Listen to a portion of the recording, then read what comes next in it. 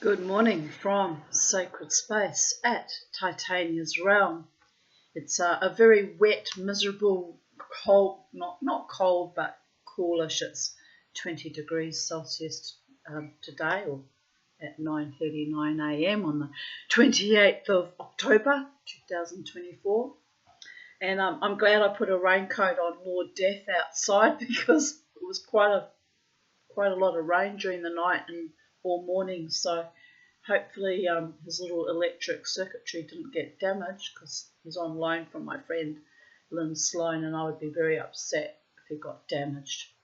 But I put a raincoat on him last year and he survived fairly well. But then last year I couldn't work out where to put the battery, so he wasn't an electronic magical carpet example of wizardry. So I had him going when I set him up yesterday, and it's delightful. So I hope he's okay. I'll check on him when it dries out a bit more. Make sure he's still operational. Looking forward to Halloween this year. Last year I was not looking forward to it. In fact, very, very fraught and frightened that I wouldn't be able to, invite the children into my sacred space garden and up my front steps to bang on the door and trick or treat because I had the COVID, and miraculously I'd had it for 9 days. Miraculously it left me the day before Halloween on the 30th, and I was like, how's that for like slipping fourth base as I do? Mama T is a bit of a miracle worker at times, but I don't think I did it. I think it was just the COVID didn't like that I kept telling it to get away from all my various organs, especially the particularly, damaged ones like my liver, and it didn't like the fact that I don't have a uterus, and it didn't like the fact that I don't have a gallbladder, and then it went all through my body, and then it left out through my feet and did a little spin around and re-entered. When it re-entered, I'm talking about the spirit of the illness. It's actually quite confronting, and I've never experienced anything like that before, ever in my life. It has its own fucking consciousness. You can fight me on that, scientists and rational materialists, but that was my experience of it. Anyway, when it came back through the soles of my feet, I realised I was in quite serious danger. I was going to have another good exploration of all my weak spots and vulnerable spots. So it travelled up the same way it went, with searing pain that it gifted me going down my legs, down my tibias, like a very burning hot poker going down. That was astonishing, because I do suffer from arthritis, but I didn't actually have pain in my legs till it decided to do this kind of reconnoitre.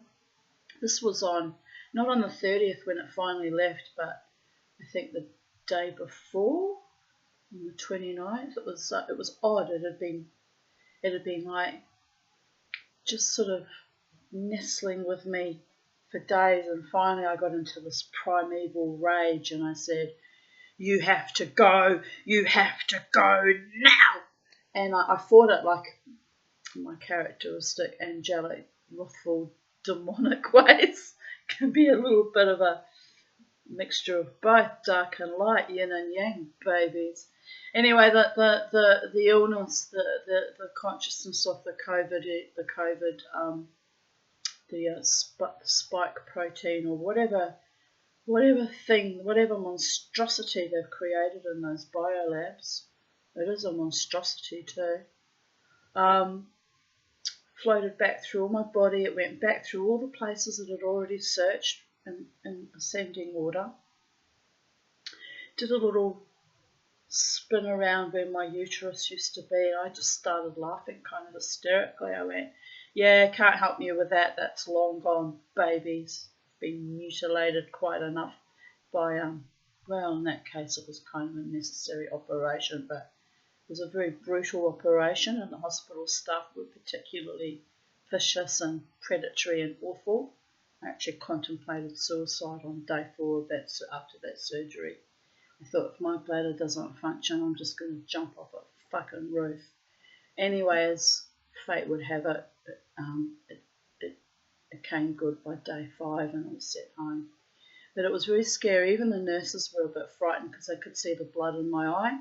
I get this kind of look of like primeval, wild, fierce survivalist determination, and it can be a bit confronting too.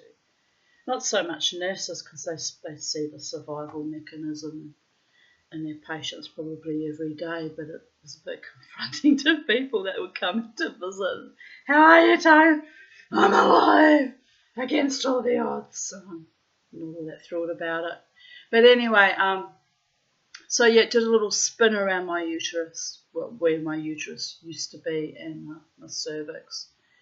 And I swear to all gods, if it had been an anthropomorphic representation, it would have scratched its head.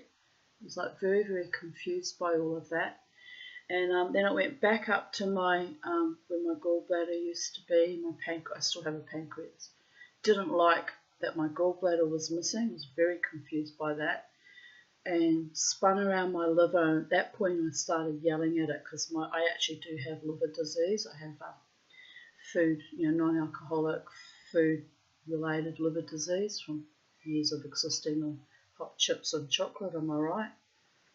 We won't mention the 15 years of very, very heavy psych meds that turned me into a veritable zombie. I'm sure that was a contributing factor as well. But anyway, the consciousness of the COVID spun round and round my liver quite a few times. And then I said, get the fuck away from my liver. It's no use to you at all. It's actually barely surviving most days, and I do from time to time get pain in my liver if I overexert myself or indulge in a little bit too much fatty food or indulge in too much alcohol. It's why I've cut my alcohol intake back to only 2 glasses when I go dancing, because I was traditionally I like to have 3 or 4, but I've got to preserve what's left of this old lady body and keep her kicking on for as long as I can, so I can continuously do the wild emotion, my shamanic, wild, crazy dances, and yeah, live my best life. Am I right? So anyway, it left my liver and it went floating up through my my torso. Spent a lot of time dancing around my heart, and when it got to my heart I freaked out because, to be honest, last time I had a heart cardio test was after the gallbladder surgery 5 years ago, and my heart seemingly seems to be fine, but a lot can change in 5 years. I've no idea what state my heart's in.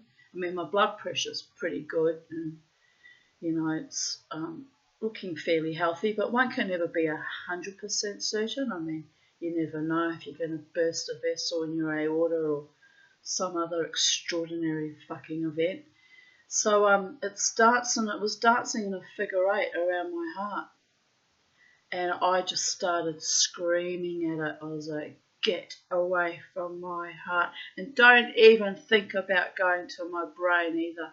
I said they're the only 2 organs I have left. I suppose my kidneys are sort of okay too. I said that are healthy. Don't fuck with the Tanya. Anyway, it kind of ceased what it was doing. Again, paused and shot up through my jaw, right up through.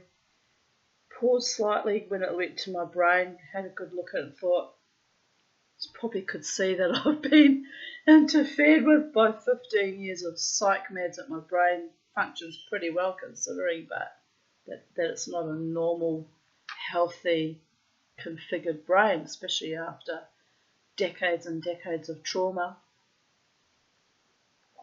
So it then shot out through my crown chakra, and it shot out almost like a rocket. It went straight out. And the second it left my body, I realised, I thought, it's left me. But I didn't take the RAT test until the 30th to confirm that I was free of COVID.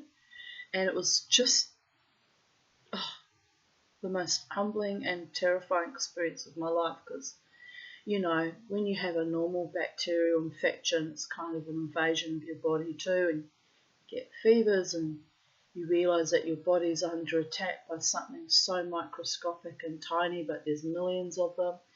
And you go into kind of a similar kind of battle mode, but I've never had this experience like this with a virus before.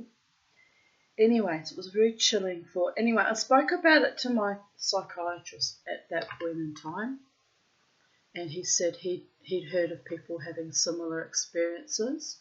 And my friend Jared said his elderly mother experienced exactly the same as I did, having it kind of like a searching, kind of invasion kind of light to see what can I attach to and what can I really feed off, or what can I really destroy. And yet for some reason I was too old and too frail. It didn't like that.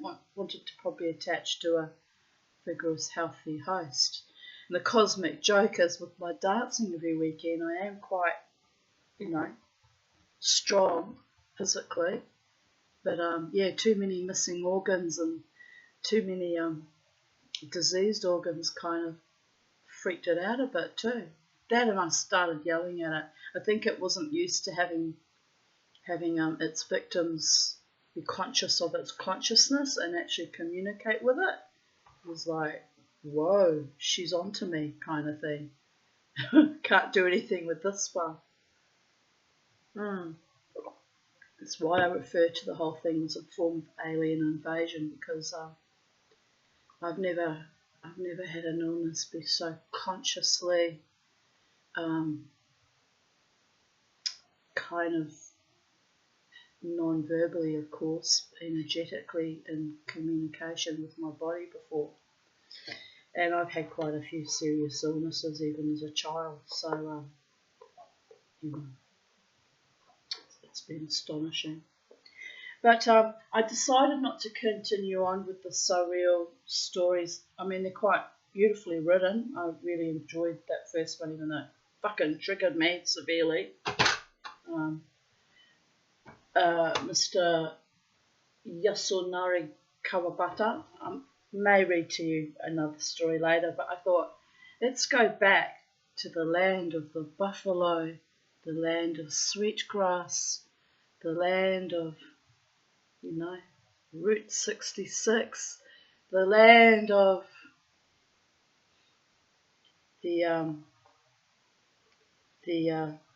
this tribe is in central west America, the United States, the Ojibwe tribe.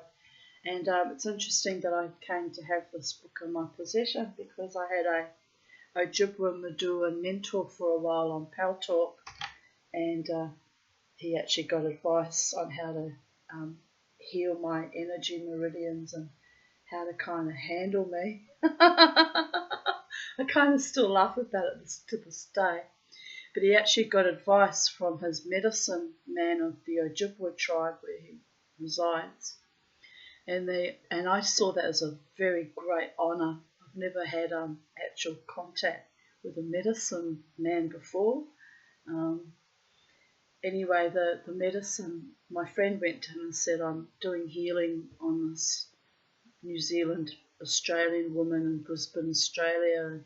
She's had a lot of, cumulative, complex, life-threatening, awful trauma, and she's having all these at that time I was having a lot of difficulties. I was still going through the will dispute, and I was frequently in kind of almost a psychotic, suicidal state. It was that perniciously fucking evil. Anyway, this wonderful, kind soul who found me or met me on Pal Talk, which can be a toxic space in the spiritual psychic rooms, believe it or not, but every now and then you kick over a diamond in the rough, a jewel amongst all those charlatans and fakes and foul, vicious, cruel, evil people. You find a real healer, or a real psychic, or a real, magical worker who actually knows their stuff and is powerful and loving and sacred, and I honour that man's gift to me to this very day. But anyway, There was nothing romantic going on, by the way. It's just he was healing me, literally, and the kind of love that you do, the agape, the unconditional love, as a healer provides for their client or their patient. He was a little bit mischievous at times, and I'd have to rein him in a little bit because men are men. But there was never any sexual impropriety. So a good man, a truly good man. So he even sent me a photo of him riding his Mustang with all his regalia. It can't have been a Mustang. It would have been a domesticated horse, but it was a pinto with all the beautiful patches all over it. Beautiful horse. And he had all the Ojibwe regalia. And I was just so nourished by that, seeing that. Lovely man. So anyway, I digressed. He went to his medicine man because he realised that I was putting up barriers to the healing, as I often do, because I have a lot of trust issues and well earned on the coalface from the age of 6 years old. Am I right? So I have a protective wolf spirit. In Native American law, you would call it a totem, but because I'm a white woman, I don't dare call it my totem. It's cultural misappropriation. And so I call my wolf spirit my guide, my protector guide, my spirit animal. Anyway, he tested my spirit a fair bit, and at one point, it's why he began working with me actually, because he said, yes, you're picking up on my energy and you are sensing we have a connection, which was for me quite astonishing, because back in those days, 2012, I was 47. It was early 2012. I was still fighting the will dispute, which didn't get settled until the 6th of September that year. So I was 46 going on 47. And I hadn't recognised or realised my own innate gifts yet. I didn't have time. I was too busy fighting epic fucking wars with con artist stepdaughters and stepsisters and the evil that their father perpetrated and enabled with my mother's evil combined. It was a lot. I didn't have the psychic headspace to think clearly. At that time, I was still on very hefty psych meds, so I was numbed down mentally, like having a steel fucking helmet placed over your head and crushing your mind, your abilities, and walking around in a perpetual fog and perpetual fucking distress. It was very difficult times, very fraught times. So anyway, this beautiful man went to his medicine man. He himself is a Meduan, which he explained to me is 3 levels down from being a medicine man. So a beautiful, kind soul. And he said to the medicine man, I've got this woman in Australia and I'm having difficulties sometimes accessing her, and she puts up a fair bit of a fight, as I do. I'm a warrior goddess. I've been defiant and rebellious and had to fight against evil and control dramas and perpetrators and abusers all my life, even since before the sexual abuse started when I was 6. I was fighting for my existence. I fought off at age 4 whooping cough and measles when many other children at that time period died. I fought off. Well, it's written down somewhere on a shamanism group. I have it all written down. I think I have it written down on my own Facebook. So I'm not going to go on about all the things I fought off, because every human being alive has had to fight off something at some time, either the flu or schoolyard bully, but I had just such intense, complex, continuous, pernicious evil and abuse, including my entire childhood and adolescence. and my marriage that, man, even I have to stand in awe of myself and go, who are you and how did you survive it? Well, this is how I survived it. 30 years of therapy, including 25 years with actual psychiatrist and a Relationships Australia counsellor I saw at one time, and a friend who was a psychologist and another friend who was a forensic psych nurse. People have invested heavily into me staying as sane as I am. Invested heavily. The government still pays for my therapy to this day. Mind you, they robbed me of the equivalent of 4 houses, and they let me, get strangled and didn't even take any justice on 3 occasions. They sold me down the river time and time again, so they kind of owe me big time. Like, I have no qualms about saying, this is what you're paying for. But I'm coming back to life at this late stage of my life, pushing 60, and it's nothing short of miraculous. It's a journey that began early 3rd of June 2016 when I finally flushed out all my psych meds.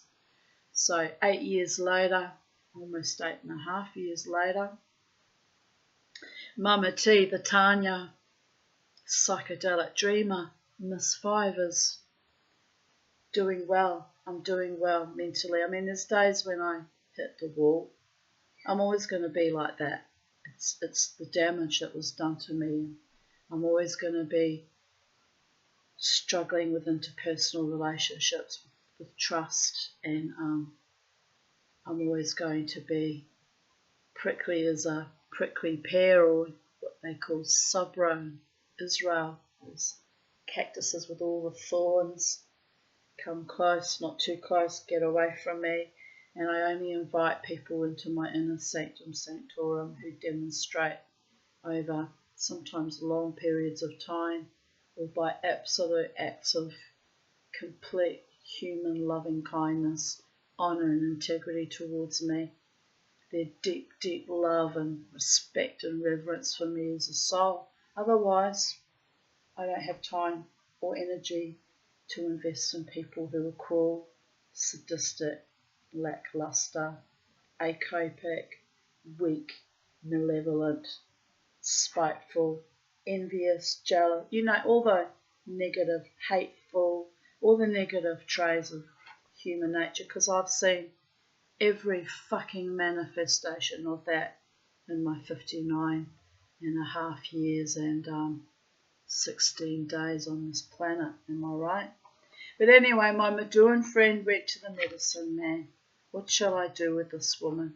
I've hit a block, and I'm a very good healer. It's unusual for me to hit a block, he said. And the medicine man threw his head back and laughed. And I'd like to meet this man one day. I'd like to meet him. What he actually would think of me if he's met me in person, am I right? Short, fat, white, hobbit, New Zealander, Australian citizen, Jewish, German, Polish, Irish, English, Scottish, tiny smattering of French in there as well. You name it. I'm a fireball of fierce determination. I wonder what he would have thought. But anyway, he said to my friend and my healer, tame her. And when he came back and passed on this message to me that I need to be tamed, I too threw my head back and laughed till tears flowed from my eyes. Why is it so funny? I said, it's like the taming of the shrew. But he had no idea, having never read Shakespeare or any of those kind of stories, what I was talking about. So I had to try and explain to him. Anyway, I said to him, I understand your intent, and I'm so deeply soul nourished and honoured that you went to your medicine man, that a man of such high calibre, of high spiritual power, a leader of your tribe, the Ojibwe tribe, well, there's the chief and there's the medicine man, they like work in tandem, should see my spirit when you've never actually met me in person and only communicated via the internet. Am I right? I said, I'm so deeply honoured by that. So deeply, deeply honoured by your gifts and your abilities and your ancestral knowledge. And I said, I'm so grateful, but you must never tame me. What? He said? I said, well, to tame me is the equivalent of killing me. I said, you can only break a broken bird so many times and she will no longer fly and she will turn her face to the wall. And I said, I've turned my face to the wall in the recent decade a few times and I don't want to be doing that again. I want to live fully and vibrantly and vivaciously. I want to take back all my power. I want to be loved and I want to love back. I want passion and romance. I want strength. I want self-determination. I want my life back. I want all that was stolen from me by abusers. Many, many, many abusers from my own Jewish community, my own family of origin, you know, the abusers I encountered in the 12 years that I danced at the Treasury Casino Live Bar on those days in 2012. I hadn't yet encountered those abusers just yet. They piled on. Me trying to get my life back in order got piled on mercilessly by vicious, low-level entities. It's why, you know, when my dog died and they kicked me yet again last year, I said, that's it. This doesn't happen to me anymore. I'm done. I'm not going to allow one more moment of dishonour or disrespect. If I give people chances, it's the 3-strike rule, and then they're done. They're out of my life forever. You know, no contact ever again. There'll be no negotiating. There'll be no deliberating. There'll be no scrabbling around in the fecal matter of other people's hatred and ugliness. No, I'm done. I'm too old, too tired, and losing Beauregard was kind of a watershed for me. It was deeply painful and kind of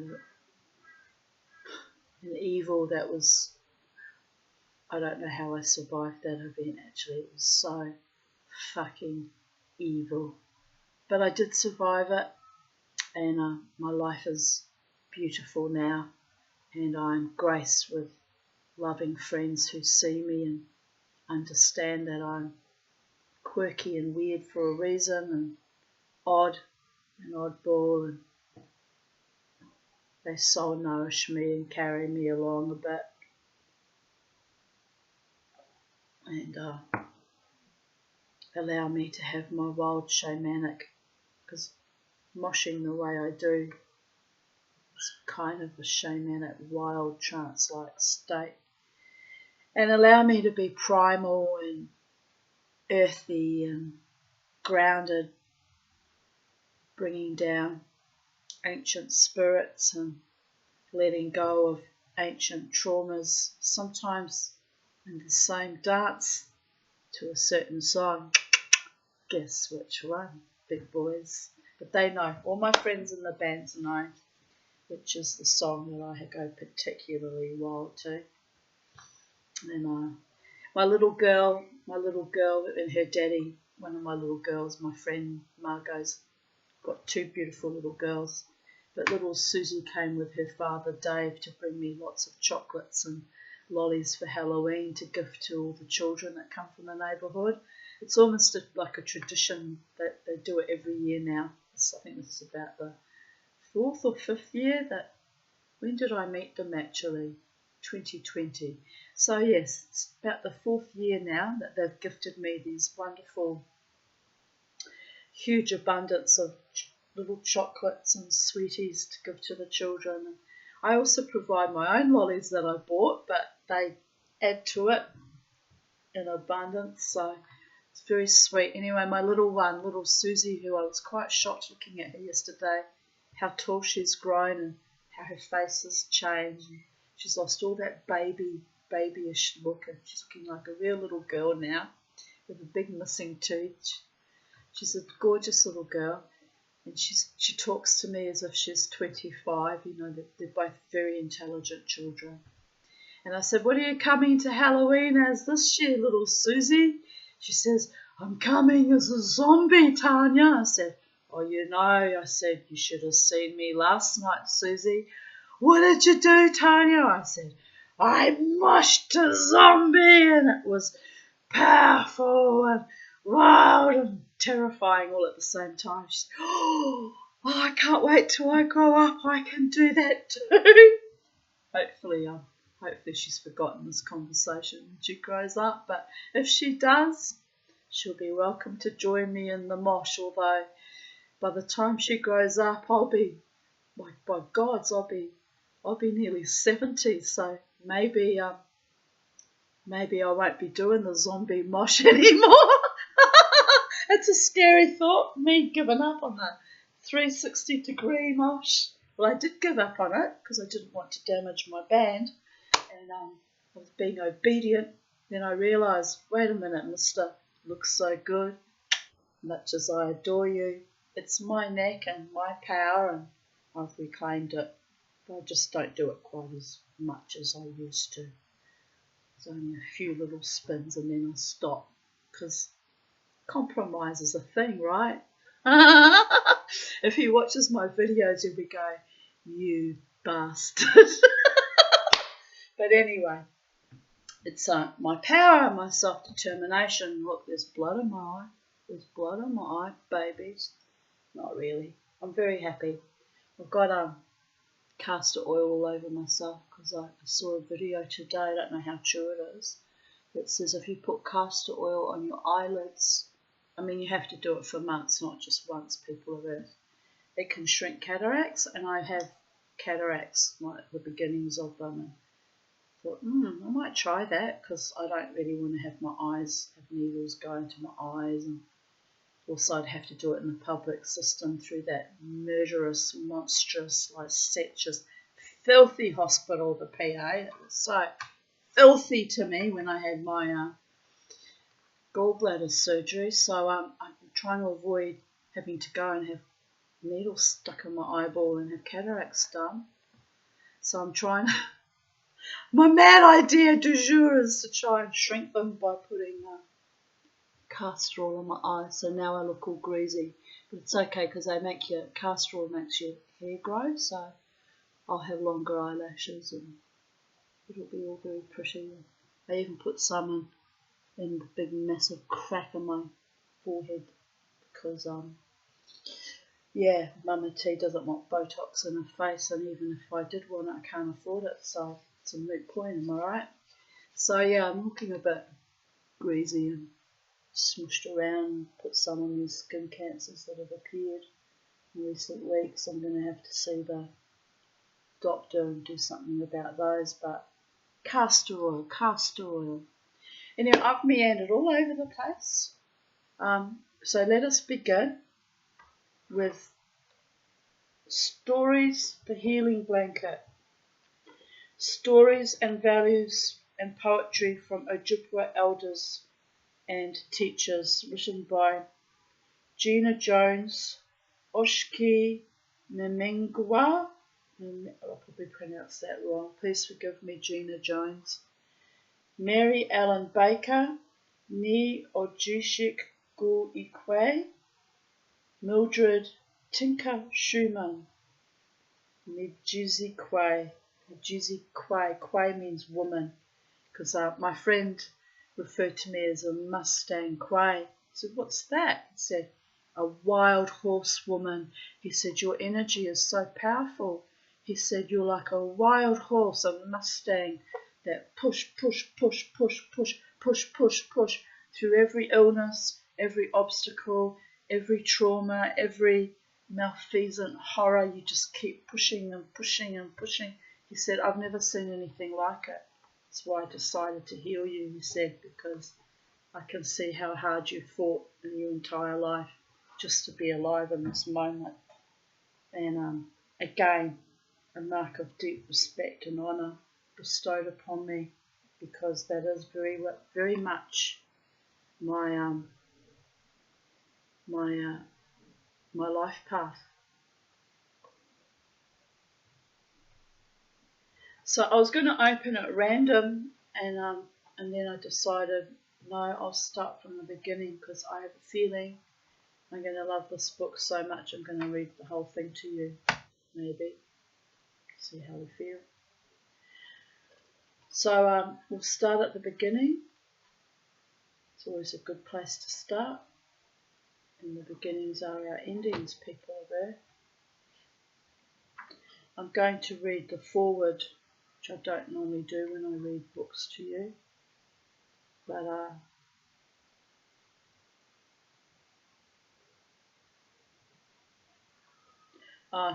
her name, Oshki Mimingwa, means new butterfly.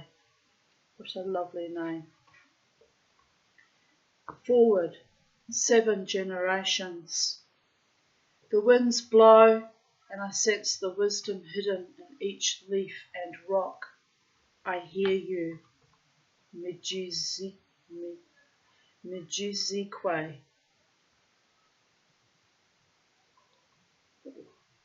Bloody tea's gone cold again. The old man, neck bent, held the seed of a new forest in his hand as he walked slowly along the river. He would not have imagined this. 50 years ago, she was simply a woman he had promised to care for. She belonged with someone else, a beautiful woman with a heart to change the world. The old man reached the place. He looked at the sky, felt the wind. A good day. The elder with 2 silver braids sat down on the earth, his back resting against the great white pine, then reached into the wrinkle-worn leather bag he carried with him. Everything he needed was in that bag. This he knew. The old man began in the usual way. He took out the white eagle tail feather and shell. He removed the 4 medicines: tobacco, sage, sweetgrass, and cedar. With a grateful heart, he honoured each of the 4 directions as he placed his tobacco gently down on Mother Earth. His fingers rolled up the sage and placed it in the Esonargan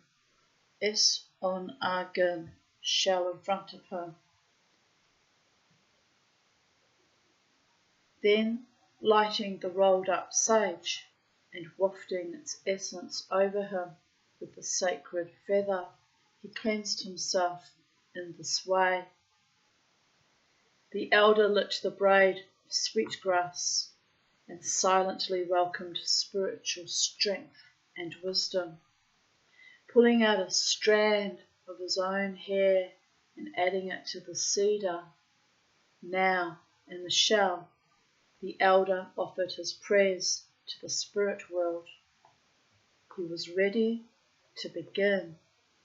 I like that he added a bit of his own hair. It's a bit of his own spirit, his own DNA. Here's mine being offered to the spirit, so that they recognise his intent in his offerings, I suppose.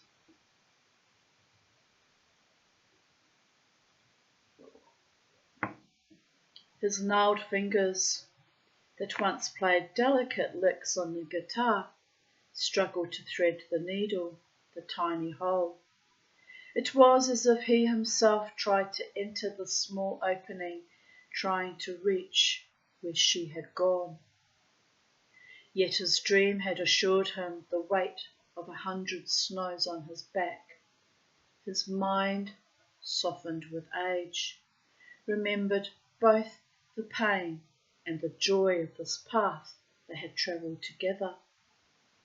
Nonetheless, his spirit, seeing through the wrinkles of time, understood there was no hurry, for his heart still felt her presence, his presence. I am completing the circle, brother.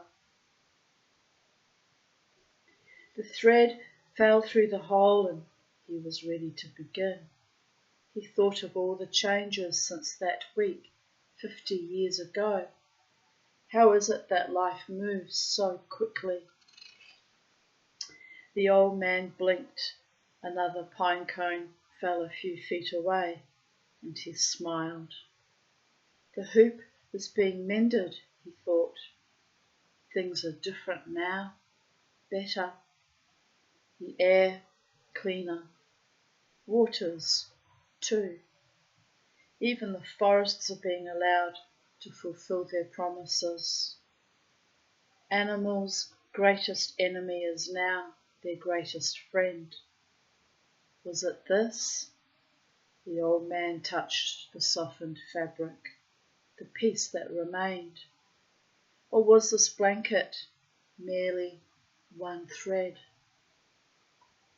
The blue and yellow starburst would be hers, he thought now as he began to sew it on the material, on her blanket. He wondered where the other pieces of this blanket were now, having been cut and passed along. How many knew the story? How many people touched this same fabric and healed? The old man thought of this healing wave drifting across Earth, Mother, and smiled. He pushed his 2 braids behind his shoulders, poked the needle into the fabric and pulled the string taut. An unexpected knot formed, but he had patience and soon the string was smooth once again. It had been a challenging 50 years, times when the people could not hear, for their pain was so loud. Times when, and sometimes it still seemed that way. I'll just put this into silent. Dear Goddess.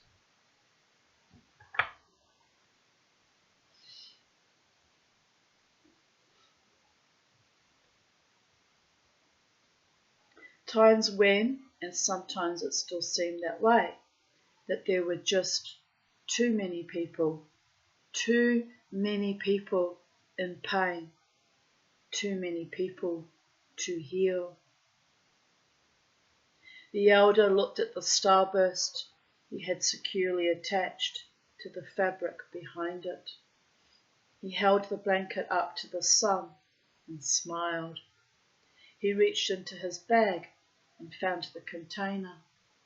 Squinting, his aging eyes selected the beads.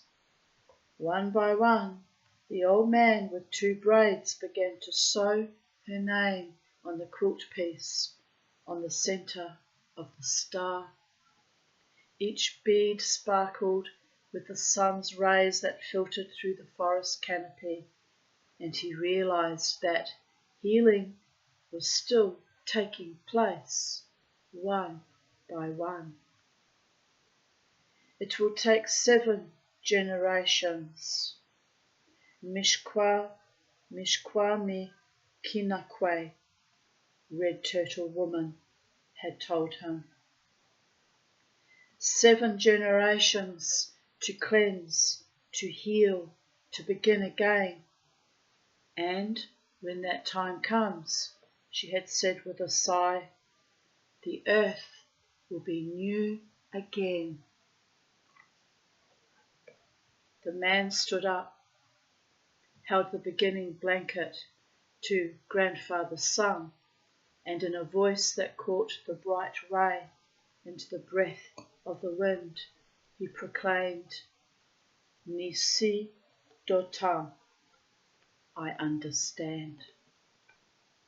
The blanket had become the end, yet it had also become the beginning.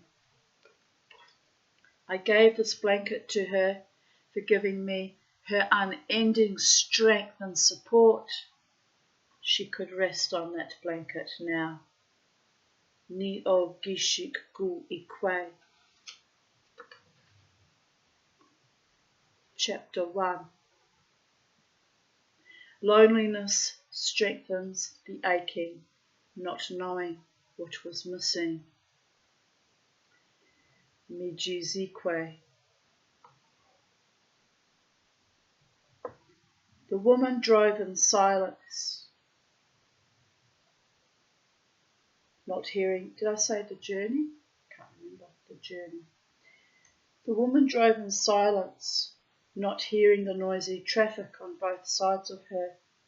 She did not see the hurry that surrounded her. She was somewhere else, with someone else. It wasn't the day, nor even the moment that caused her such pain, for grief cannot be counted. Why did it have to happen, she thought. People rushed to their destinations, like ants scurrying, obsessed, focused. Cars darted in and out, turning, merging, travelling, drivers smoking, backseat children playing, fighting, people talking, singing, created a kaleidoscope of moving patterns around her. The blue sky enhanced it all, encouraged it all. It was a day of movement, but like an ant dragging off the dead, the weight she carried inside her heart was nearly more than she could bear. Can I make it? The railroad crossing bar blinked red. She slammed on her brakes and stopped just short of the white and red striped bars slowly coming down. A soft, familiar melody jangled inside her jeep. The turtle shell, adorned with beaded leather fringes, swung from her rearview mirror like a frenzied animal.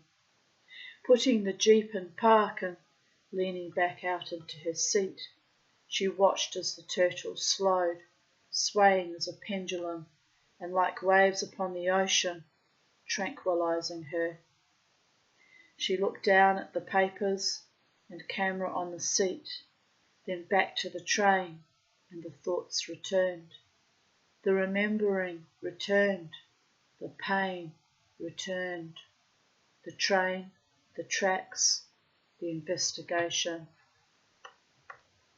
Why did Douglas have to get involved, she thought now. If he hadn't stopped over, if I hadn't been at the office, if he hadn't asked. Douglas had entered the Gazette's doors, visibly upset. It can't go on any longer. The cover-ups must be exposed. Our dream, you know as well as I do, the railroad must be made accountable. Will you finish this, or should I go to someone else? Sit down, Douglas. Let's talk this over. How can you sit so calmly? We need to take action now. Douglas, you know I've been following these leads for weeks. You've done all you can do, but I can't write this article quite yet. I still need more facts, further investigation. The train's hypnotic rhythm continued while Douglas' white face and blue eyes faded from her mind, and another face of great distinction filled her heart. Then I'm getting involved, the red man had said to her. You need facts? We'll get them for you. My brothers and I will check the tracks ourselves. White buck, makunsi, which means little bear.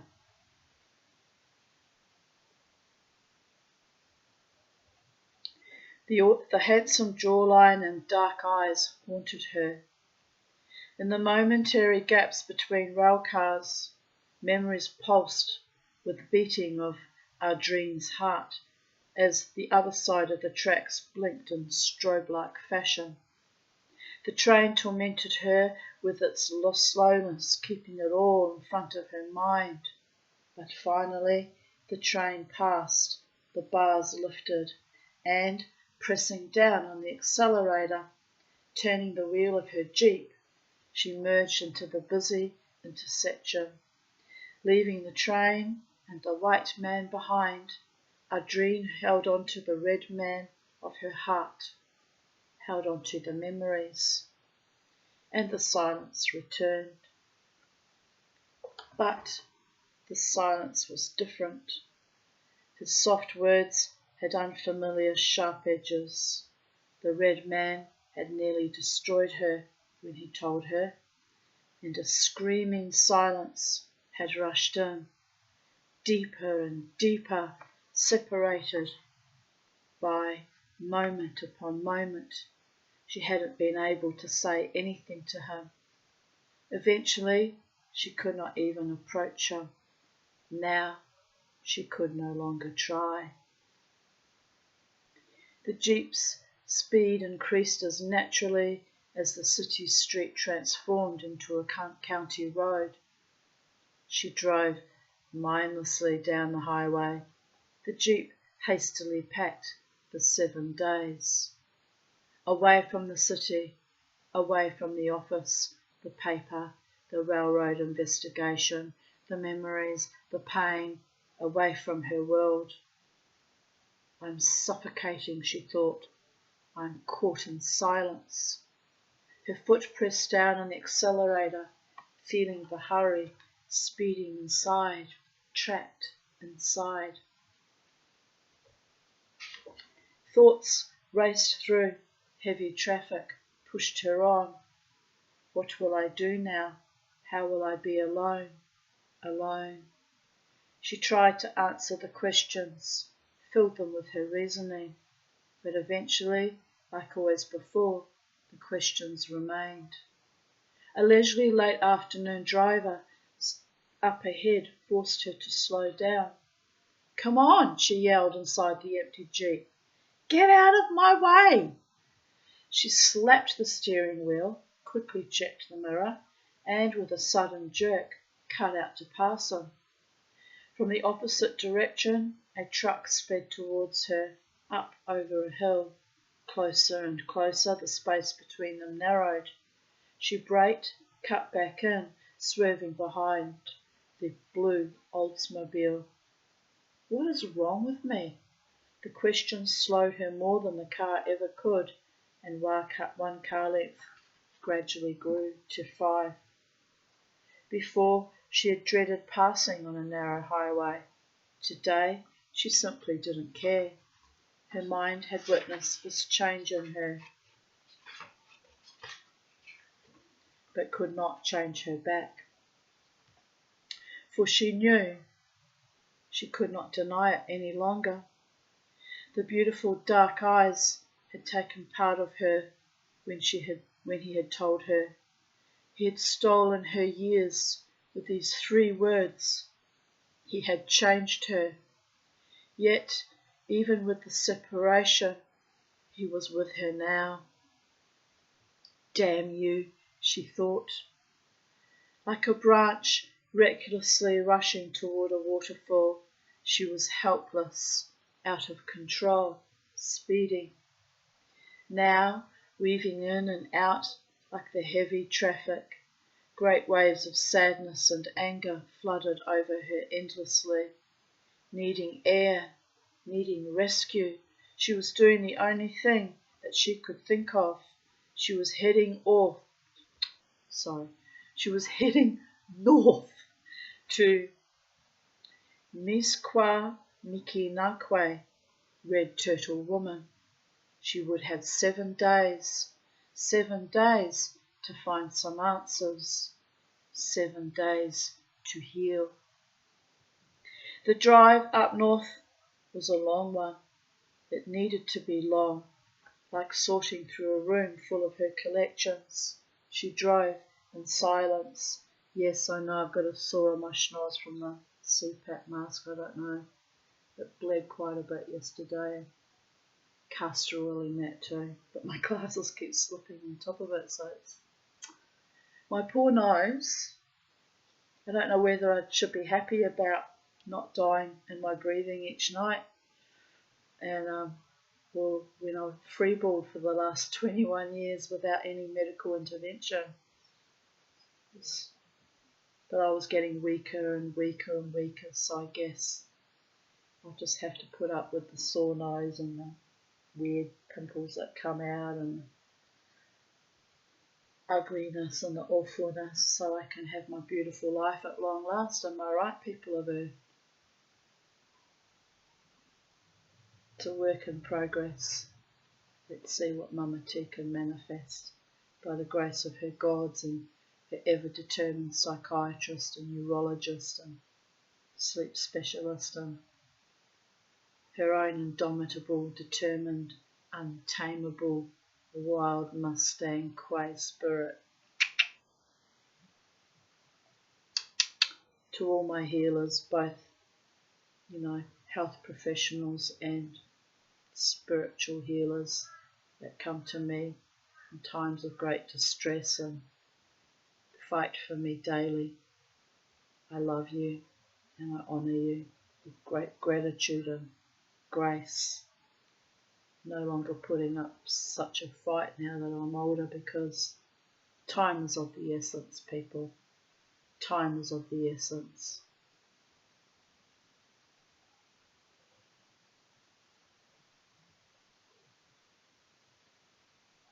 The drive up north was a long one.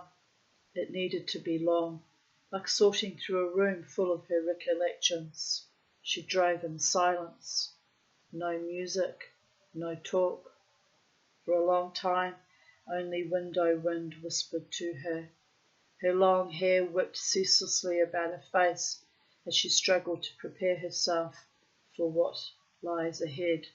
It wasn't just the 7 days, it was her life. How could she go on? First without her, now without him. She looked out the window, a habit she had formed when trying to contain her childhood emotions. Spent many a time on car trips, at night time watching the moon follow the car. Good way to avoid my screaming, maniac, fucking useless parents, by the way. The moon was my mother and father, and my guide, my inspiration and my muse, especially on full moons. For the howling, my wise wolf protector loves a good howling, he does. Despite this habit's beginning, the writer within couldn't stop noticing the fields and beginning woods on either side. She saw the mosaic carving of hills and valleys. She glimpsed sumac growing on the side of the hill, knowing it would soon be as brightly coloured as fire. She noticed and remembered. Then memories of frozen leaves crunching under their feet, chipmunks scolding their playfulness and tickling branches taunted her. She could nearly paint the distinct smell of their blueberry patch, of shared spring air, of holding hands under a canopy of coloured leaves. On a different day, it would have given her a new breath. But today, she worked to keep it outside, to keep him out, To think of him was to think of her. But how can I deny the very air I breathe, she thought, pardon me. How can I separate him from life itself?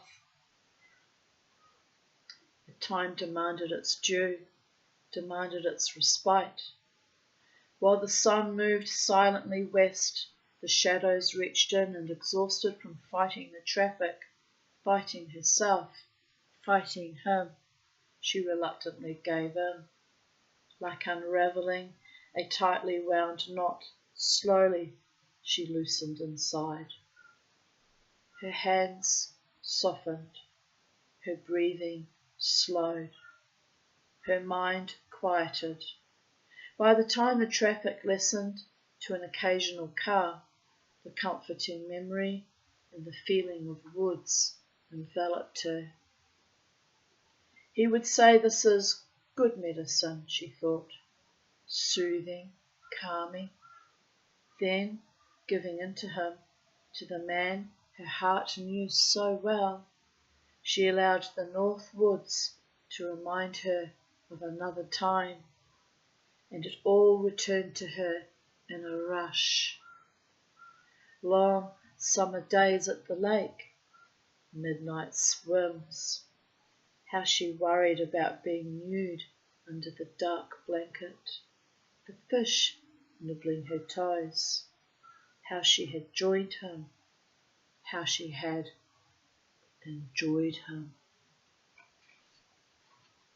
She remembered the seasons, their seasons, their new love like spring, their 2-year-old daughter balancing through the woods like spotted fawn. She remembered the flowers picked, the worms collected, the walks taken, the fish eaten, all together, all the good times. And then, just as delicately as the memories appeared, the pain pierced her once again. She shook her head, trying to focus on the colours and movements outside her jeep, on the high grass dancing with the strong west winds. Anything except these thoughts, these tender memories, creeping along her heart's crevices. She looked hard at clouds collecting the further north she drove. Forcing her mind to watch them, she kept her distance from herself. Seemingly still, they nonetheless moved, filled, emptied, and filled again with patience. What are they teaching you, little one? She could almost hear his voice. She will not answer, not now, not ever. Her hands gripped tighter once again, holding on, holding out, holding in. For as my other shaman friend Michelle Citrine taught me, holding on while letting go. That, my friends, is an intense art form to be mastered.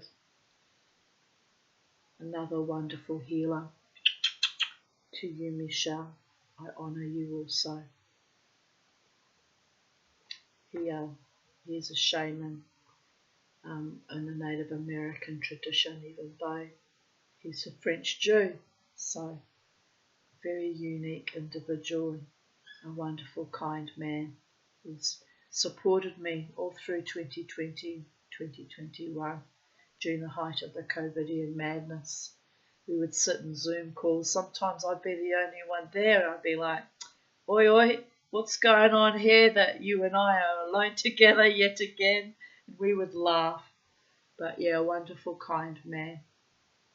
So much older than me, but a wonderful soul. And so you see, my people find me via Facebook of all places, sometimes via YouTube. And my people are healers and magicians and witches and Jews, and Kabbalists, and voodoo priests and priestesses at times, people, tohanga in the Māori tradition, people from all walks of life who are spirit warriors and spirit workers and guides and muses and magical people. So some very powerful, some not so powerful that are in awe of my power, which I hadn't really quite come to terms with at that stage 10 years ago or even 4 years ago. I was still recalibrating, as I said, 8 years ago when I went off those fucking awful psych meds that were just so repressive and dampening to my spirit. With the best intentions of the world, my doctor was striving to keep me alive. He was actually very frightened when I said to him, I want to wean off my psych meds. I want my mind back. I want my spirit back. I want everything given back to me that was stolen from me by abuse and trauma and evil, evil people. And he said, I'm afraid that your mind might snap, Tanya. And I went, I see you every 2 weeks. If my mind snaps, you'll put me back on the psych meds and off we'll go, peddling that paddle boat that goes nowhere. So reluctantly he agreed for me to come off them, and he said, I'll review you in 2 months. 2 months went by. He said, Tanya, I've never seen you so well mentally. You have flown like an eagle and I'm so proud of you. So to you, my wonderful doctor, a very courageous man who also so determined for my survival on this planet, has been a wonderful benefactor and responsible for me being able to access a private urologist, since I was unable to access proper treatment in the public sector, public medical sector, which is also an evil beyond measure. And he supported me with the CPAP as well, the CPAP device as well, which I'm still struggling with, but I started it on the 4th of July. So what's that now? July, August, September, October, so just over 3 months in, and I'm holding it together. Maybe have another 9 months to go before we know categorically if it's going to work for me or not. But I'm holding it together, and I'm fiercely determined to reclaim my life as ever and allow true love in my life, which I've always wanted, people of Earth. Always wanted that. Sad but true. And even though I will not be tamed or controlled or dominated or repressed or suppressed or oppressed or compressed, I will fly in the face of any attempts to take me down to the death spiraling, because I've lived it for decades. I'm done living in death consciousness, says she who rides with death daily and wears skulls and calls down the ancestors and the spirits, am I right? But Lady Death licked my old eyeball again recently on the night of the 10th, 11th of July, and said, are you going to finish the job? Are you going to finally finish this fucking job? And she said, not yet, little one, not just yet. So I've been pushing myself extremely hard. You can probably tell by my videos. Some days I'm quite weak and tired, but I'm still pushing through, and I'm excited. I'm excited for all potentialities flowing to me and for me and with me, by the grace of the gods, the ancestors that love me, my own eternal, infinite, stubborn, untamable, wild Mustang Quay spirit, and by the grace of the Holy One in all manifestations, who brings me wonderful loves and wonderful friends and wonderful remnant replacement family, and fill me with so much enlivening and strengthening and honour and sweetness, that my life is finally, at long last, awesome. And about to get way more awesomer in the next probably 3 to 9 months, because they said it can take 6 to 12 months for the CPAP to work. Next year I think will be the year for me when I start to see whether I'm going to unfurl like 1,000-petaled lotus, or whether I'm going to choose the other ultimate end, turn my face to the wall, because, if it's not tenable, it's not tenable. I'm not going to fight against the odds, wear myself thin and ragged. If things no longer work for me, I'm just going to let it go. Say goodbye to everything.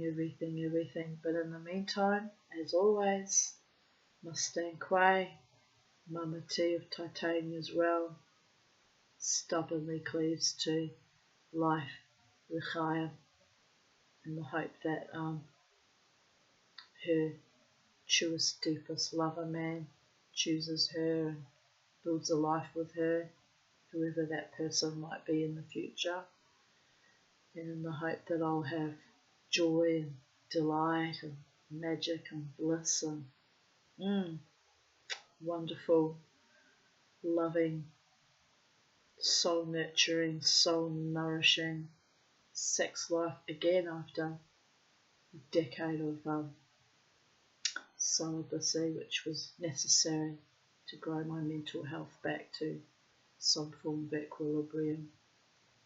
So I certainly couldn't sustain the kind of monsters that I drew in 10 years ago. So it was life-threatening for me and almost did end my life in 2015. So we won't be doing that ever again, people of Earth.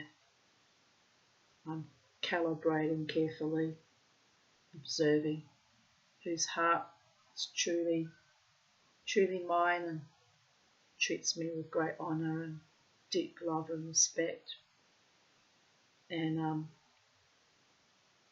including with my platonic friendships as well, as they can turn rancid very, very unexpectedly and very suddenly and astonishingly. Had that happen a lot 10 years ago too, even in the last 4 years, the COVIDian insanity, watching people drop off like fleas off a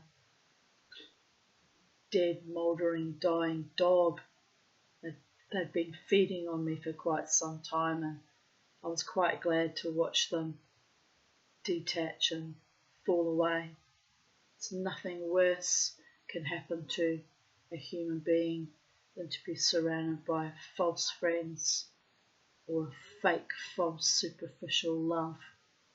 It's the worst hell for me personally. It's the worst hell. I can ride through COVID illnesses and flus, and I can ride through all sorts of ignoble things that have happened to me. But to nurture and carry a fake love, make love to it, kiss it, keep it precious, like I did in my 10.5-year marriage, that is the worst fucking evil that can befall a woman or a man if he's married to someone fake too. It's really a befoulment. It's why I've stayed alone for almost 30 years. It was the only way to keep myself relatively sane and safe-ish, because there were a few monstrosities that came and went in that time, but 30 years, 3 fucking decades of surviving on my own. The first 10 years of that time with my children, alone, under constant attack.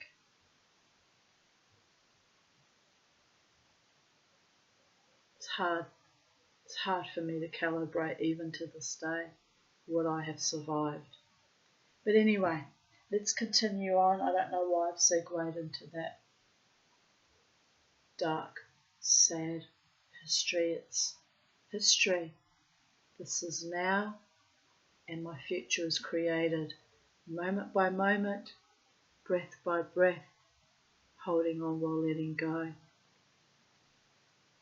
My beautiful, wise, intelligent, handsome Michelle Citrine. He said, "You'll find a way, Tanya. You'll find a way to be together, you and your beloved one." Don't know how that's going to manifest because it seems impossible, but life is strange and takes many strange twists and turns. Maybe he doesn't even mean a human mortal man. Find a way to be together with my gods, am I right? Someone out there high dimensionally is tweaking my spirit. I see it daily. It's been very humbling, sometimes even a little bit frightening, to be honest. I still struggle with feelings of worthiness and being lovable, and I still struggle with fears that are not always completely rational but are triggered by my ancient moribund traumas. I'm still pushing through all of those on a daily basis too.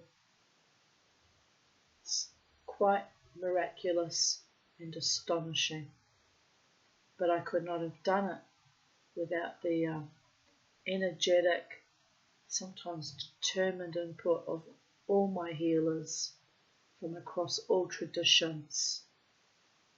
You have poured so much powerful love and intense intention to me, and I hope one day, because I don't know if I've done that yet, but I hope one day to make you all proud that your energy that you gifted me has not been wasted or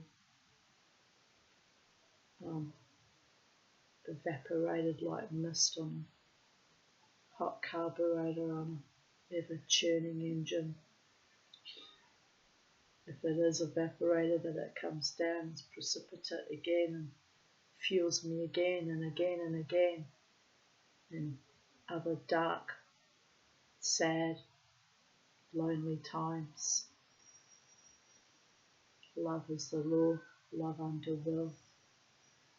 The goddess is great. The gods are great. The Holy One in all manifestations is great. And you and me, people of earth, wherever you are, wherever your feet touch the soil, on top of a boat or ship on the oceans, wherever you are, you too are great.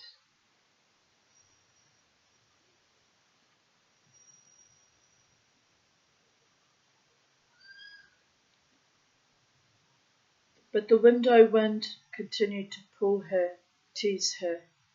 Her eyes, still swollen from yesterday's crying, looked to the sides of the roads, speckled with wild flowers. "What is your secret?" her heart cried, watching the strong winds bending the daisies, dancing them, leaving them. "How is it you are still so beautiful?" Her mind First asked the flowers, then finally the wind. Red-winged blackbirds sat on posts like guards escorting her journey. Then, finally, Chinodin, she barely whispered.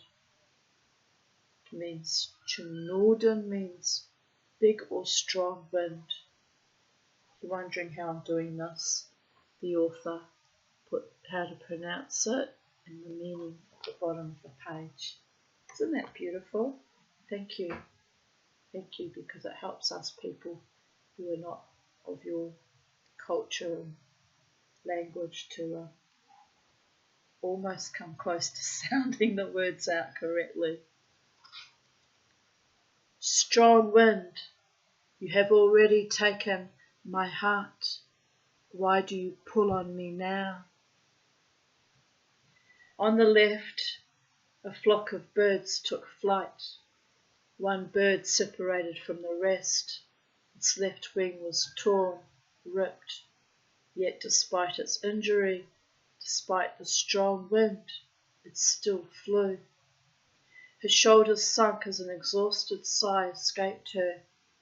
There is so little left of me. Let me be. But the wind was strong, pulling her jeep over to the side of the road. She held tightly onto the steering wheel, pulling back. It's a bit like driving in Wellington, New Zealand, where I come from. I think my car had a little Morris Minor, little old 1964 Morris Minor, and in strong winds we were sometimes airborne, the car and I. It's a bit scary. You pull too, Chinodin, she thought, and I held on for so long, too tight. She looked at her hands on the wheel, white knuckles. She felt her sweaty palms, wiped one, then the other on her jeans. He can't do this to me anymore. I won't let him. She placed her still damp hands back on the wheel, breathed slowly in, then forcefully out. I will look only to the horizon, only to what is next, she told herself. But despite her resolve, the white clouds before her slowly blurred into the blue sky. Unable to clearly see the road, she reluctantly pulled over to the side of the road where the shoulder met an abandoned driveway, put the jeep into park and sank back into the seat. Penetrating sadness spread, first through her face, awakening tiny nerves. She closed her eyes, felt the tears expand without escape. Then she watched the familiar pain work its way down, down. Her heart pounded hard with it, down. Again she felt it, heard it, remembered. He had stood facing the summer wind, the sun gleaming on his black hair, honouring him, honouring Crow. I must go, there is nothing more I can do, he had said. Silence had separated each word, had separated them. She had vaguely heard his words. Yet I must go lingered on like an echo. She had watched as his long hair began the journey, flowing behind him, waiting for him to follow. She opened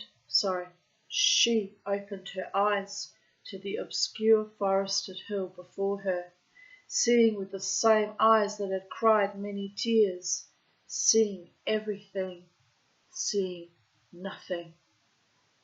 Then, inevitably, she remembered a small hand tracing a heart in hers, and her entire body expanded with grief. From the centre of her to the ends of her, she sobbed. As the sun set in its glory, occasional cars passed, unaware of the tormented woman inside the parked jeep. As birds settled for night's quiet rest, and his silence replaced earth movement, the lonely woman wept with unspeakable agony. She cried until the tears were gone. She wept until she was gone. Been there a few too many times, babies. The getting of wisdom comes sometimes at an extremely high price.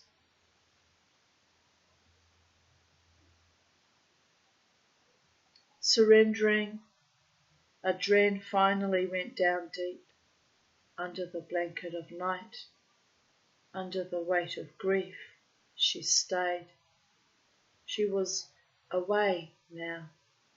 She was back inside, where even she did not know how to leave. For as the tears stopped, so did she.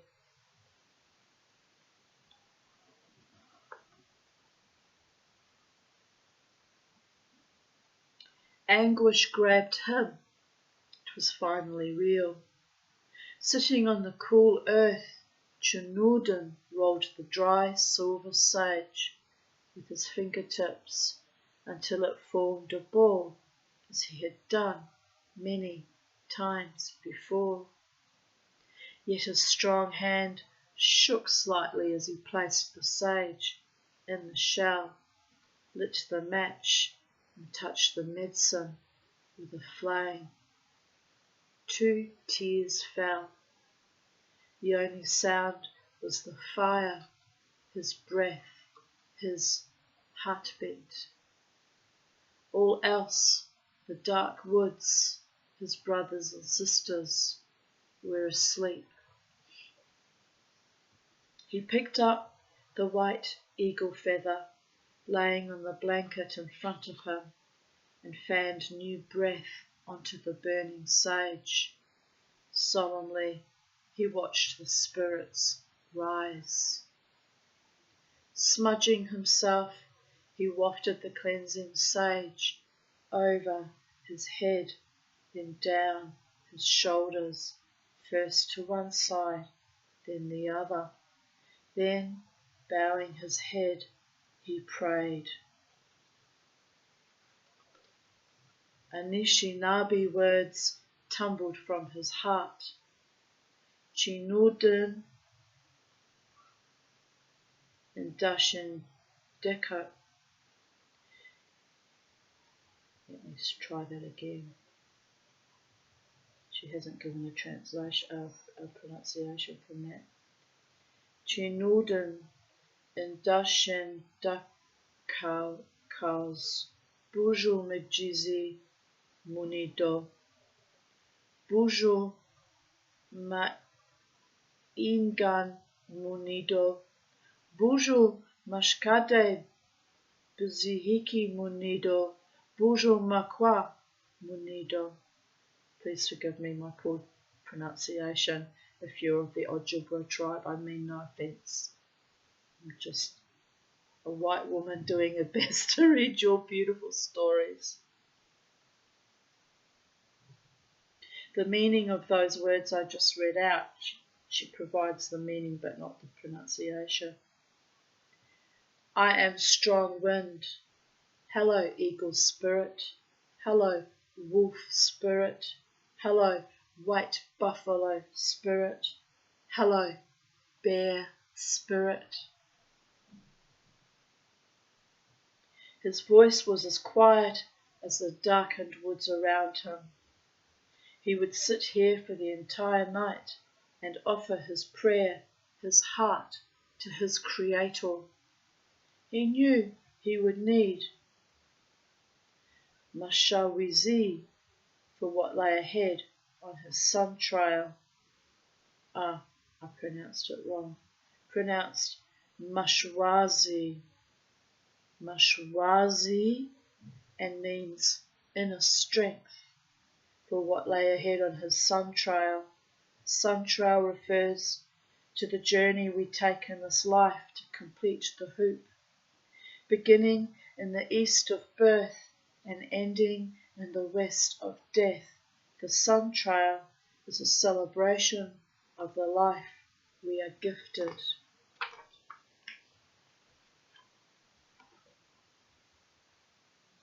Miles away, the lonely jeep pulled out and continued down the midnight highway, following the moon, taking Adren to her destiny. Left with only a wisp of herself, the window wind again swept her hair past her stinging eyes, calling her. And in that fleeting moment, her long golden hair reminded her of a childhood secret, a vague memory of standing on a long wooden porch reached up from somewhere long ago, and Adren listened once again to her mother speak with pride of her Ojibwe grandmother. Known variously as the Anishinaabe, Chippewa, Ojibwe, or Chippewa, and refers to the large tribal nation residing in many upper Midwestern states and a large section of Canada. Your Indian grandmother had the most beautiful long hair. Indeed, it's our crowning glory. I share that idea of wanting long hair from my Viking ancestors that love me. It is like in the Native American tradition, our hair is our kind of like an antenna and helps us be attuned to our earth and spirit world at the same time. It's why all Native American guides that used to serve in particularly the Vietnam War, they worked it out. They would take them into the army, shave their head. They'd lose their tracking abilities. But during the course of long weeks of battle without access to hair cutting, their hair would grow long and their tracking abilities would return in almost magical, profound ways. The army then realised that they needed to stop cutting their Native American trackers' hair so they could do their work to their best optimum abilities. True story, by the way.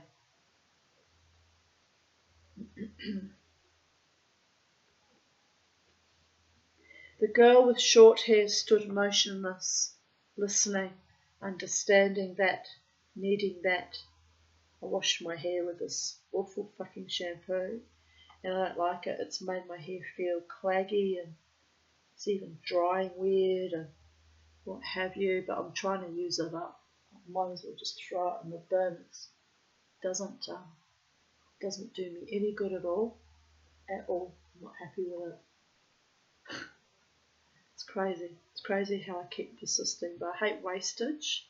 So I've had that shampoo sitting there for months and I'm like, I'll use that today and try and gradually use it up.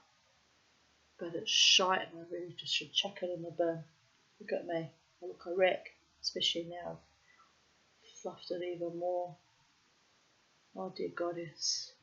Well anyway, I might come back for a moment, actually run a brush through it. It's starting to dry and I want it to be tamed. Even my hair refuses to be tamed.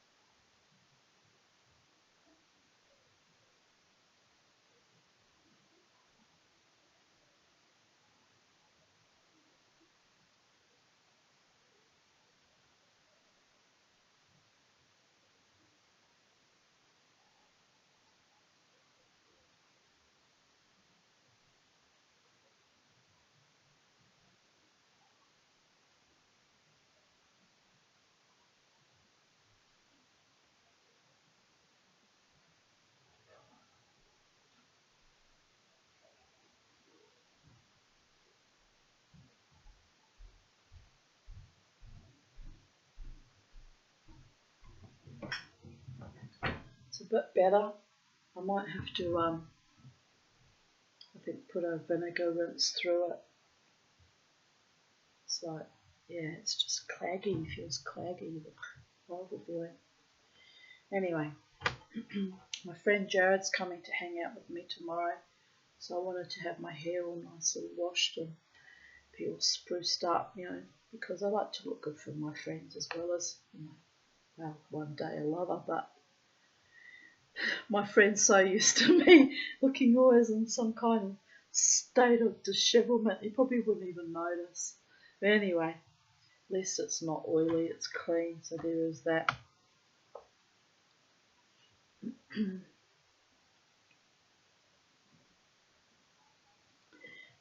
It was braided up until the day she died, her mother added, and it was beautiful.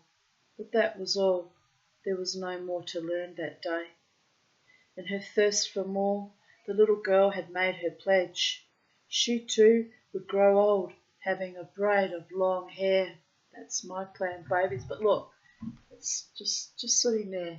It's as good as it gets, babies. I was hoping to get it down at least to the middle of my lower back, but oh well, what can I do? Poor Mama T. Probably doesn't help all the chemical treatments and being trimmed back all the time. But oh well. I'm happy with it being longish though. It's quite a nice length at the moment. Doesn't look too crazy. And as Highway 8 endlessly cut through a forest trying to become complete, this woman of tears looked to the sky, now 30 years later. My hair honours you, grandmother, connects our skies. Her voice caught under the weight of her pain. Heal me, I am coming to your people. I am coming to you. I am coming home. If I had the money, I'd probably go to visit. I wouldn't even know how to find that man now because I haven't been on Pal Talk for many years now. But I wouldn't mind going to visit, his tribe and his people and see everything, how it's all done. It'd be wonderful. It'd be a wonderful experience. And as the woman drove deeper into the woods that laced a canopy above her, clouds joined together in the sky. By the way, my great wish is that if I won lotto, I would travel to all the sacred places and spaces across the earth and, meet with all the traditional owners of those lands and experience the sacredness and the holiness and the awe of each site. That's my big dream, people of Earth. But you'd probably need about $2-3 million to do it properly. Go and stay in each country, in each space, and mix with the locals and find the magical ones that could take you to the sacred sites and gift you as much of the knowledge that they can share with, given that I come from a different race and culture, with respect for the ancestors. But that would just be so wonderful. Just thinking about it makes me happy, even though it's not attainable. Oh, dear goddess. But anyway, psychedelic dreamer dreams, as always, living in feckin' housing commission and a disability pension, dreaming of travelling to all the sacred and magical and holy places. Oh, blessed be.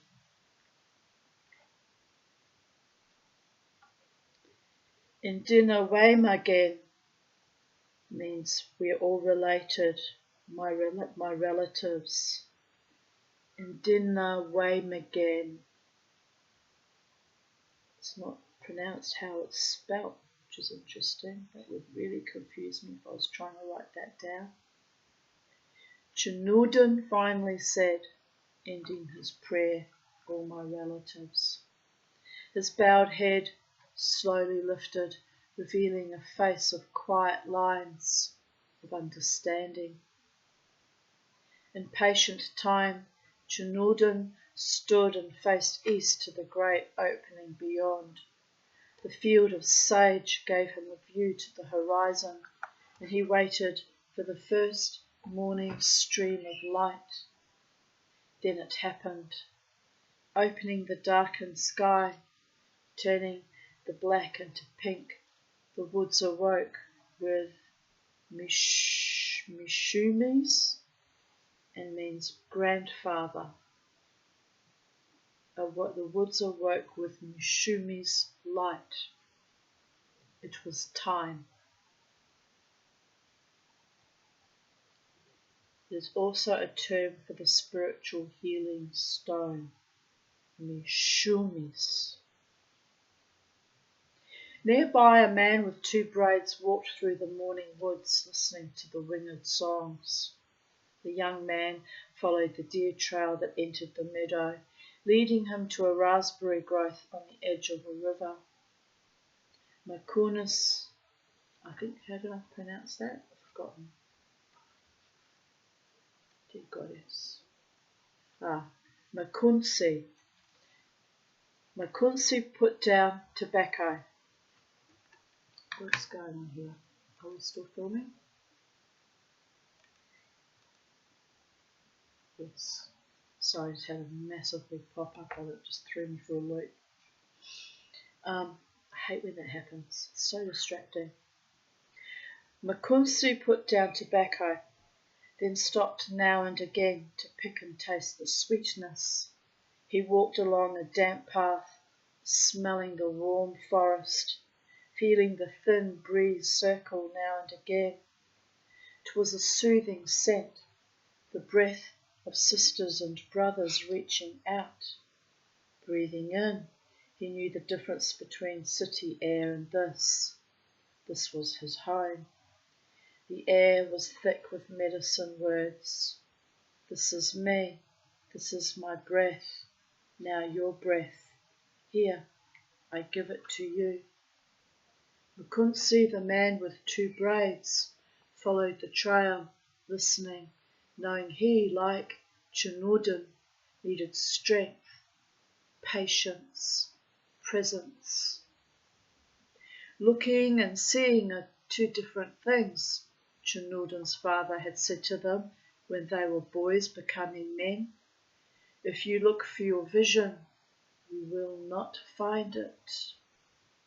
Makunsi remembered how they had prepared for their first fast. The nest that was built by Chinoodan's father had let Makunsi know that he was also his son, adopted with love. The nest was high. Makunsi was afraid to climb, afraid of the sway of the trees. But if you wait, listen and trust, you will see the spirits move, hear their talk, even smell them. Makunsi knew this was so, would always be so. He would always remember the heartbeat of the trees, the breathing of his brothers. Now, with eyes that heard, Makunsi walked over to the tall yellow birch and reached for the tightly wound birch bark on the forest floor. Like Chinoodan, he knew of the prayers wound in the scroll. Makunsi put another pinch of tobacco down, said miigwech, and carried the bark out. Miigwech means thank you. The man with 2 braids had listened well. Adrienne had met Miskwa Mikanakwe only once before, 4 years ago, when she had first met Chinoodan, when it began, when her life began. Alone, she had travelled that warm July day to understand her past, to understand herself. Arriving at the traditional powwow in northern Wisconsin had been new and exciting. The colours, the sounds, the singers, the dancers, the drum. She had wanted to connect to her ancestral roots, yet despite her private longing, she was sure her white skin, blue eyes and golden hair spoke only of another heritage. As a spectator that day, Adrienne watched and listened. Now, driving down the Canadian highway, entering the newness, she remembered seeing Chinoodan for the first time, dancing in traditional regalia. She had been drawn to him even amongst the hundreds of colourful dancers. Black paint surrounded his eyes, forehead bridged his nose and travelled in red outline down his cheeks to a point. She remembered watching him from afar, waiting for him to circle back around the dance arbour, back into her view. He had danced with such emotion, such tenderness, she thought now as she rolled her window down once again and took a fresh breath. It's the only way to dance, babies. What's wrong with you? Everyone dances like that. Do they not? Maybe not. Maybe only crazy old Mama T. Turning onto the long road that would lead to Red Turtle Woman's home, she remembered it all. How she had watched him place his foot gently down on the earth, his head bobbing, looking one way, then another. He had carried himself with such dignity and honour, his body moving precisely to the beat of the drum. Like the wind, his presence flowed. Framed in mystery, his two bustles had swirled with colour, beauty and story, had swirled her. She remembered how the cedar boughs smelled, how the breeze felt, how the music vibrated inside her heart, how she had fallen in love with him before he had seen her, before anything. And now, finding the long driveway bordered with towering pines that led to Misqua Mikanakwe's home, she wondered if the open invitation of 4 years ago was still good. Take it, little sister. Keep it safe. Some day you may want to visit me, huh? Misqua Mikanakwe had said, standing under the cedar-laced, canopied dance arbour. Chinoodan had written the directions for his auntie and offered Adrienne the piece of paper. His bare arms had glistened with the moisture of his dance. His dark eyes looked nearly through her blue ones.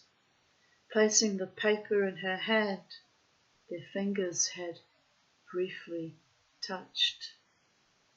A slight breeze had lifted his feathers and taken Adrienne's breath.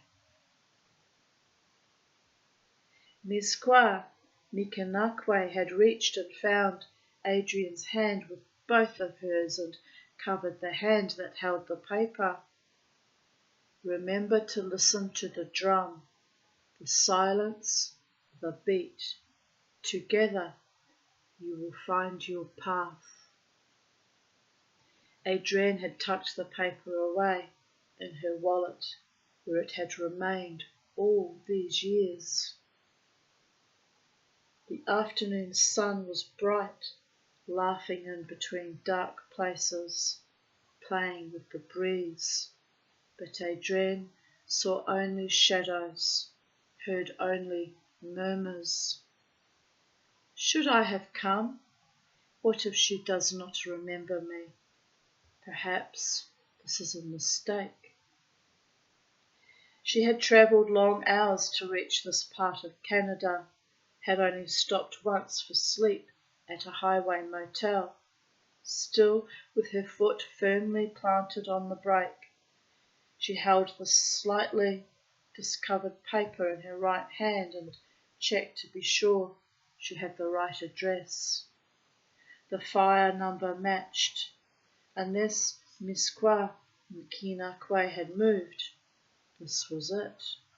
The woods were old, thick, secret keeping.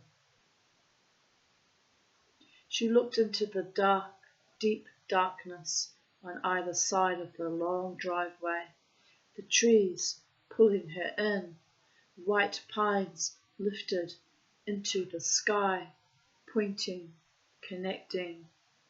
Green was everywhere, everywhere except up, and up was the bluest blue she had ever seen. Adrienne turned the paper over as she had 4 years earlier. The back of the paper read, "Let the blanket remind you." She remembered the blanket dance, how Miskwa Mikinakwe taught of the circle of giving and receiving, of the power of prayer. The handwriting matched that of the front side. These words had called Adrienne to come here, to receive Miskwa Mikinakwe's words. Red Turtle Woman's teaching. Still, Janudin's handwriting tried to fill something empty inside.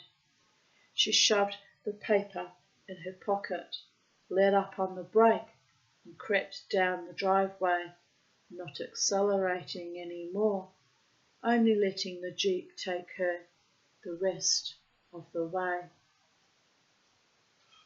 Mishkwa Mikinakwe opened the door to her home when she heard the sound of the awakened gravel. I like that, the sound of the awakened gravel. It's beautiful, isn't it? She stood in the door's frame, looking toward the sound. She waited, hearing a car door open, feet shuffling stones. Adrienne stood still. She focused her eyes and recognized Mishkwa Mikinakwe. The healer looked much the same as Adrienne had remembered, perhaps a bit thinner. Red Turtle Woman's long black hair was more grey, but worn in the same way, braided back into one. But she is older now. We are both older, Adrienne thought. So much has happened. She reached back into the Jeep and touched her medicine bag's soft fringes. For 3 months she had not touched it. Now it was time. Adrienne walked toward a great white pine that shaded the small house. Its needles were long and soft, brushing her as she ducked under its low branch.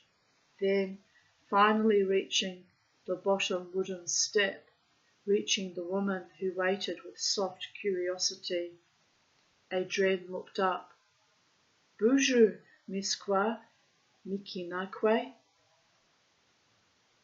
Bonjour means hello. The healer, wrapped with a blanket, looked beyond the visitor. Her left hand held the 2 blanket ends together and looked as graceful and strong as Adrienne had remembered. Miskwa Mikinakwe's brow furrowed slightly, yet all else remained still. Finally, not knowing whether to explain who she was or why she had come, Adrienne simply reached into the leather bag that hung from her wrist and pinched out tobacco. She looked up into Miskwa Mikinakwe's cloudy eyes, eyes that no longer focused. Adrienne continued, "I have come to ask for your help." Blue eyes looked into brown. The white hand reached over, touched Miskwa Mikinakwe's left hand, then, turning it over, placed a sema within. A sema means tobacco. The blanket draped loosely from the healer's shoulders, honouring her. Then, remembering her familiar touch, the elder smiled a toothless smile, and in the same way as she had done years ago, Red Turtle Woman covered the white woman's hand with her own. The highest spiritual gift we can give another is silence. Niogishik gu ikwe. Thus concludes chapter 1 of the Healing Blanket, and I think we'll stop there and I'll come back for part 2 with chapter 2 maybe later on if I'm not too tired. And but I'm a bit tired now. I feel I need a bit of a break. So, bonjour, hello, all my relatives. And I don't know how to say goodbye yet. I did learn it. I was learning Ojibwe language from a wonderful man. What was his name again? James Vukovic on Facebook. And I learned quite a few. I did learn bonjour. I learned miigwech. I learned a few other words, but you see, I've already forgotten. If you don't practice a language, the words fly out of your mind. But he always delivers. I highly recommend his teachings. He always teaches you a word. He was during COVID anyway, teaching a word a day, and then he would go give a special talk about the meaning, deeper layers of the meanings of the word. It was very spiritually edifying. So, to you and all your relations, James, you're a wonderful human being. So on that note, I bid you all goodbye from Sacred Space at Titania's Realm. I hope you enjoyed that. Blessed be, and see you soon in the next time, in the next channel, the next manifesting of my stories to you and all my wild and carefree, sometimes Viking berserker ways. It is what it is. We untamed ones must hold true to our inner life force and spirit, and what they call in the East Chi. And yes, much love to you all, big agape love, and I will be with you soon, my darlings, my beloved ones. Bye for now.